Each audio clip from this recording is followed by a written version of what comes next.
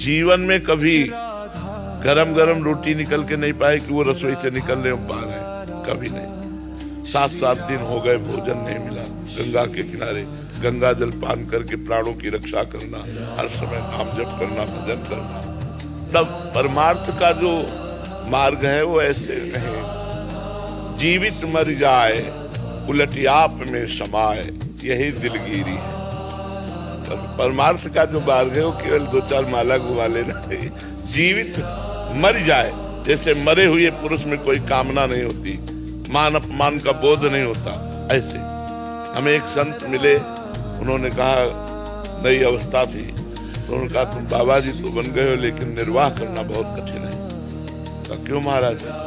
उनका जैसे कुत्ते को रोटी डालो वो पाने के लिए आ जाएगा, और डंडा मारो चला जाएगा, फिर पुचकारो फिर आ जाएगा, फिर उसको दबका दो फिर चला जाएगा।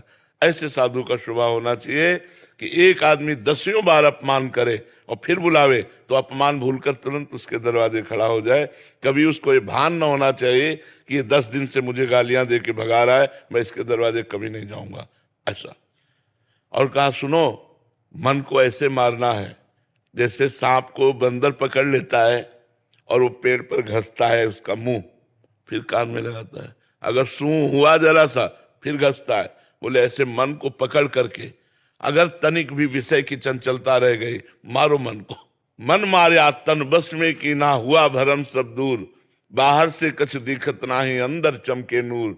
आपो त्याग जगत में बैठे नहीं किसी से काम, उनमें तो कछु अंतर नहीं संत कहो चाहे राम। जिन्होंने मन को मार लिया, जिन्होंने इंद्रियों को वश में कर लिया, जो अपने देह राग को भूल गए, जो संसार के सुखों को रौंद डाला, वो परमार्थ उनके हृदय में अध्यात्म प्रकाशित होता है। तो इसलिए हमारी प्रार्थना है कि ये न समझा जाए, अगर स्वतः प्रकाशित होता तो सबके हृदय में प्रकाशित हो जाता। जो जितना कठिन तप करता है, जो जितना प्रयासरत है, उतने अध्यात्म में आगे बढ़ पाया।